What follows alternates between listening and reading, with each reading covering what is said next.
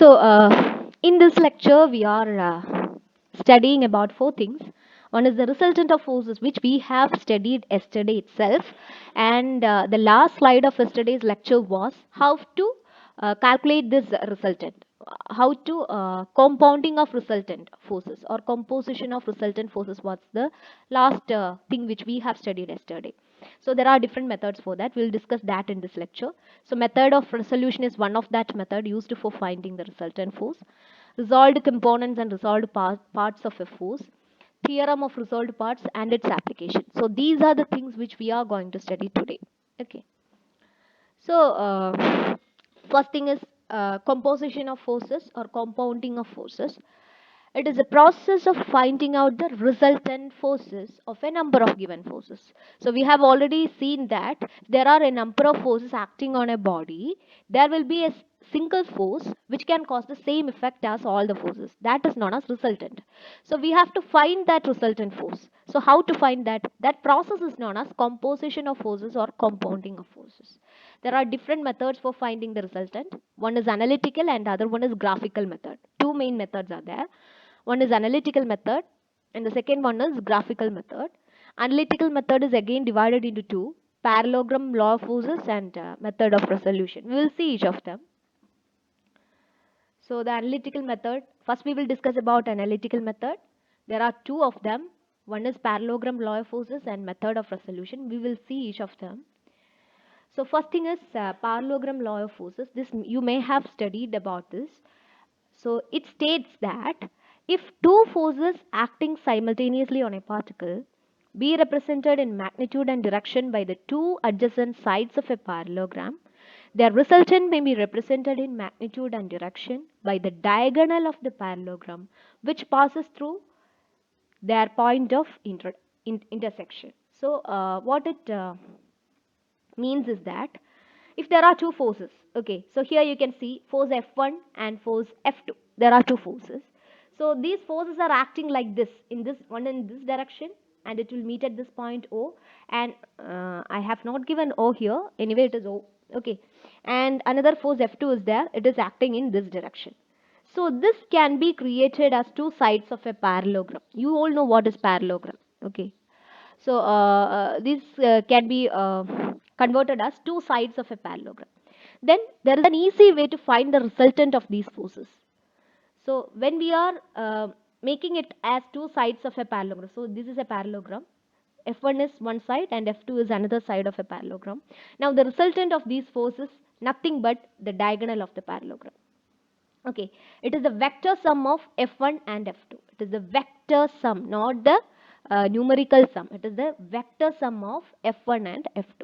Okay, so the angle between the two forces is theta, and the angle between the resultant and F1 is alpha. So this one you have to know, because we are going through some equations also. So in that all these quantities are needed. Now how to find the resultant force? I have to find the exact magnitude of the resultant force. So the resultant force in this case will be equal to the root of F1 square plus F2 square plus 2F1 F2 cos theta. So this is the equation for finding the resultant force in this case when the forces are acted just like the different sides of a parallelogram. Okay, and that angle tan alpha is equal to F2 sin theta divided by F1 F2 cos theta. So with these two equations you can find R and the angle between the forces. So this is the thing. Here F1 and F2 are the forces whose resultant is required to be found out. Theta is the angle between the forces F1 and F2. Alpha is the angle which the resultant force makes with one of the forces. And if alpha is the angle the resultant force makes with F2, here you can see in this figure, alpha is the angle which the resultant force makes with F1. Okay. In the other hand, if alpha was this angle, that is the resultant force and the F2, angle between resultant force and F2, then the equation has a slight change. All the portions where F1 is there, F2 is there will be exchanged to F1, and F1 will be exchanged to F2. So that is this equation. So this is about parallelogram law of forces. Now some what is that? Some corollaries are there. That is some exceptional cases. If some case, special cases, okay. If theta is equal to 0, okay, here there is an equation, you know. So if theta is equal to 0, what will be the final equation for this? Then r is equal to f1 plus f2, because cos, if theta is equal to 0, cos 0 is equal to 0, right? So this term will become 0 and the remaining will be f1 square plus uh, Ma'am, cos theta 1. yes, wait. Cos theta 1. So the remaining will be f1 square plus f2 square plus 2 f1 f2. So this can be written as f1 plus f2 the whole square. Root of that will give f1 plus f2. I hope you got it because you have studied better mathematics last year. So that is the case. So when theta is equal to 0, we can say that the forces act along the same line. So here this angle was theta. If theta is equal to 0 means F1 and F2 was in this line. Okay, when F1 and F2 are in this line, then we can say that theta is equal to 0. In that case, resultant is equal to F1 plus F2. That is the case. Second thing is, if theta is equal to 90 degree. Okay, theta is equal to 90 degree means cos theta is equal to 0, then you will get this equation. So in that case, the forces will act at right angles because 90 degree is right angle. Okay, so here you can say that instead of this parallelogram, what will be there? A rectangle will be there. It is also a parallelogram anyway. A rectangle will be there. F2 will be the perpendicular side of this rectangle. F1 will be horizontal side of the rectangle if theta is equal to 90 degree. Now if theta is equal to 180 degree means extremely opposite. Okay, then we can say that r is equal to f1 minus f2 given f1 is greater than f2. Okay, I hope this case is very familiar to you. What will happen is 180 degree means f1 in this direction and f2 will be here in this direction. So the angle between these two will be 180 degree. Then this will be in this direction and this will be in this direction. So both are acting in an opposite direction. So the resultant will be the difference between these two forces. So f1 minus f2 or f2 minus f1. Whichever is greater will be given first in the first as the first term. Now, if two forces are equal, that is F1 is equal to F2 is equal to F, then in the equation you can change all that F1 and F2 as F. And the final equation will be R is equal to 2F cos theta by 2. So, these conversions are just mathematical conversions which you have studied in plus 2. So, these are some special cases of parallelogram law of forces. Now, we will move on to the second analytical method. So, first way of finding the resultant by means of analytical method is parallelogram law of forces that we have studied. Now we'll do some problems regarding that and it will be very clear to you. Second thing is the method of resolution. So the method of resolution of force. What do you mean by resolution? Resolution means it is the splitting up the given force into a number of components without changing its effect on the body. So you may have studied this resolution in your plus 2 classes. So when there is a force, we will split the force into its horizontal and vertical component. Some force known as, for example, there is a force P. P is there. So when we are what is that, splitting that force into components, we can say that F cos theta, I mean P cos theta is there, P sin theta is there. Like that, we will split the force into two components, one horizontal and one vertical component. So that is known as resolution of force. So by using that method also we can find the resultant. And the principle of this resolution states that the algebraic sum of the resolved parts of a number of forces in a given direction is equal to the resolved parts of the resultant in the same direction. This is the principle, but I cannot explain it to you. You have to think it logically, how it comes. After seeing the procedure, we can discuss about that. So this is a procedure for the method of resolution of forces. So actually this is the statement for the resolution of forces. Okay, principle of resolution of forces. What does this statement means? That we will discuss here. So in for finding resultant by means of the method of resolution, first you have to find first you have to resolve all the forces. Okay, if example of table itself we can take, there is a table, we are applying a number of forces on that.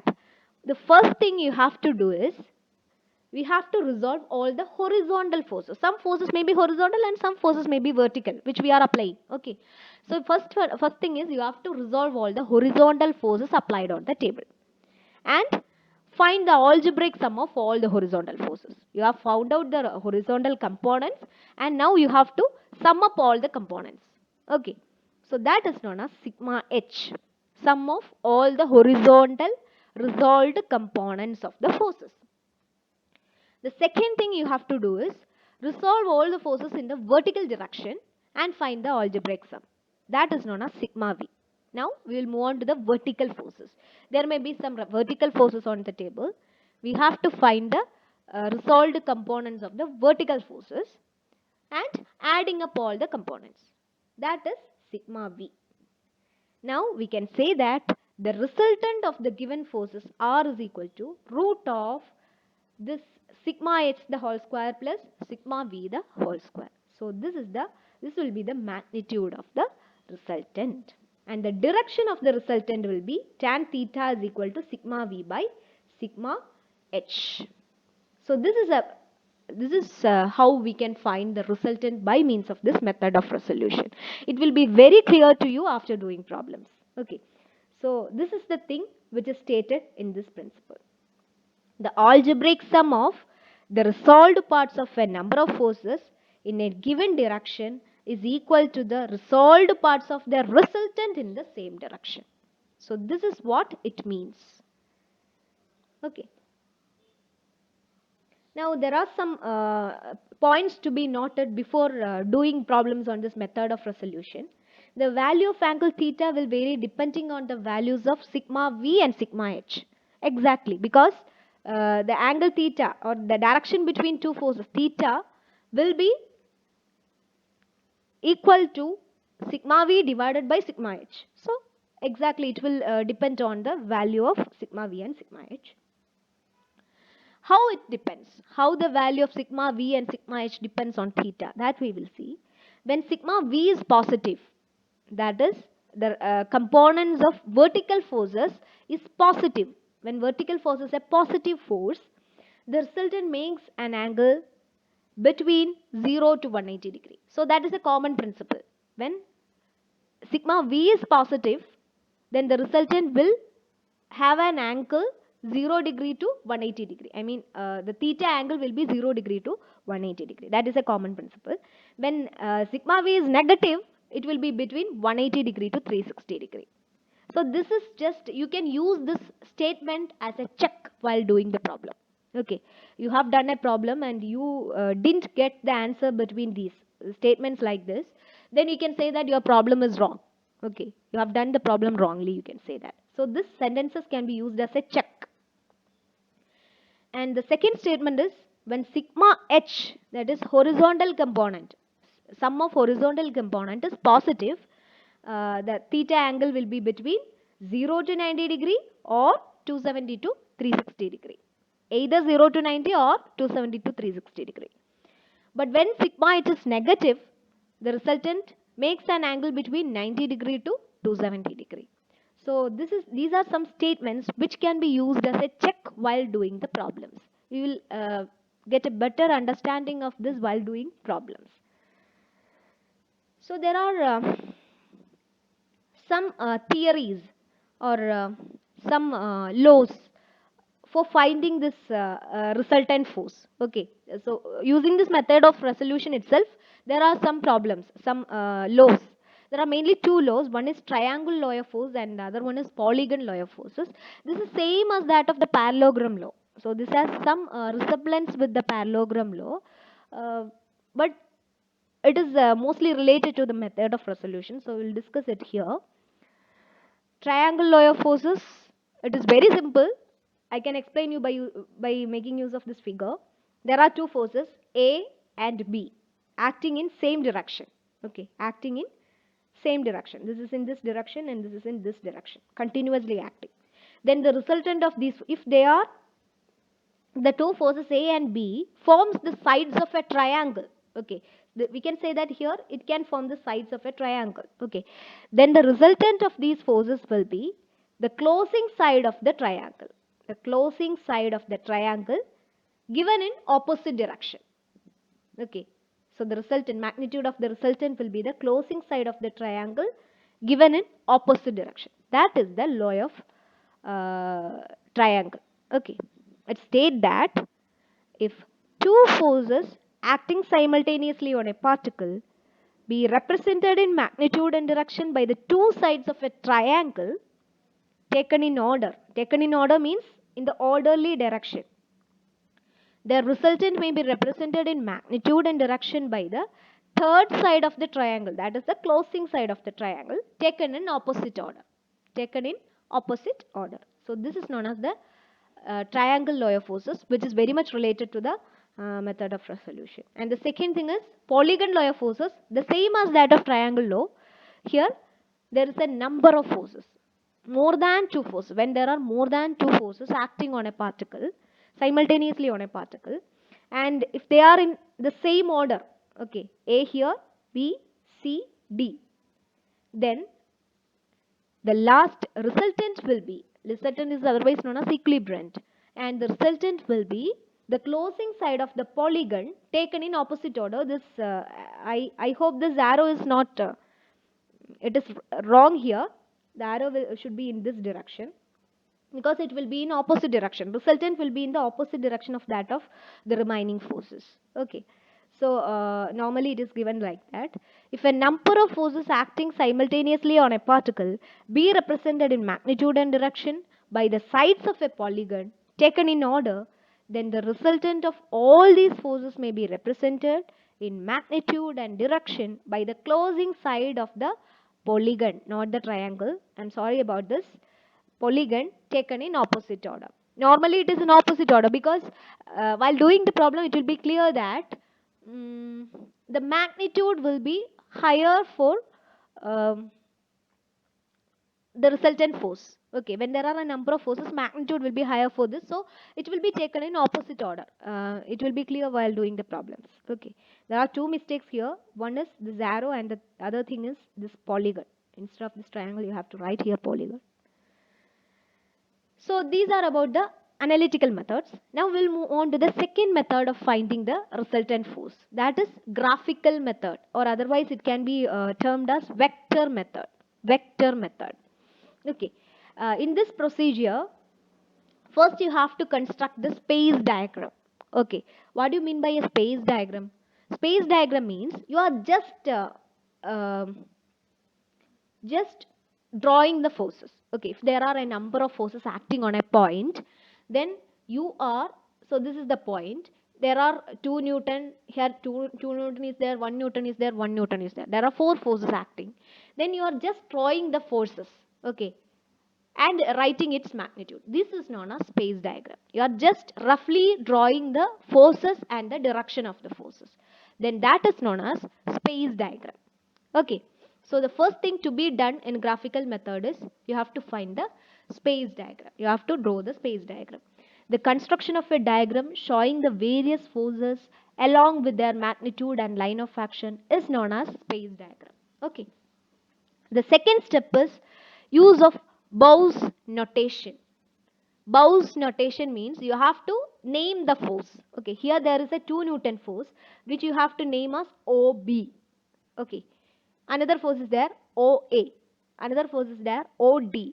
So every force is named by 2 capital letters placed on either side on the space diagram. This is known as Bow's notation. So you have to use the Bow's notation so that it will be very easy to you for finding the resultant. Okay. The third step is the construction of vector diagram, or otherwise known as force diagram. In this step, what we are doing is we will draw these forces into a space. Okay, into a space in an orderly manner according to the direction of the force. You can start from anywhere. For example, if I am starting from A, so the direction and magnitude of this force is A. In this direction, A is acting. So it is 1 Newton. So you can write it as, you can draw a 1 Newton. 1 Newton means in scale you can draw. For example, you can take 1 centimeter for 1 Newton. So a 1 centimeter force or 1 Newton force acting in this direction. So you have drawn A. The second force acting on this particle is B. B is in this direction. So from the point where A ends, you have to draw the point or force B. Okay. Wherever A ends, from that we have to start B. So B will be 2 Newton. So you have to draw a 2 Newton line here. That is, in scale, it is 2 centimeter in this direction. Okay. Now the third force is C in 2 Newton. It is horizontally given. So the ending point of B will be the starting point of C. From C we will draw the what is that? From this ending point of B we will draw the force C, which is 2 Newton. In scale it is 2 centimeter. Now another force is that it is D. So it will be in this direction. So from the ending point of C we will draw D in the same direction. And now you can see that this figure almost comes to be a polygon. Almost it is almost it comes to be a polygon. So you can close the polygon now. The closing side of the polygon will be the resultant force, which is taken in opposite direction. Here also arrow should be taken in opposite direction. So the closing side of this figure, what is that magnitude of that closing side? What is the direction of that closing side? That will be equal to the resultant force. Okay. See, this is how we will find the resultant force graphically. Okay. So the important thing to be noted is that the closing side of the polygon taken in opposite order will give the magnitude of the resultant force to the scale and its direction. So in this class you have studied about the compounding of forces, that is to find how to find the resultant of forces. There are mainly two methods. One is analytical method and other one is graphical method. Analytical method is again divided into two: parallelogram law of forces and method of resolution of forces. So we have discussed about how from the parallelogram law of forces we will find the resultant, and how from the method of resolution we will find. There are two laws regarding the forces. One is triangle law and the other one is polygon law that we have seen.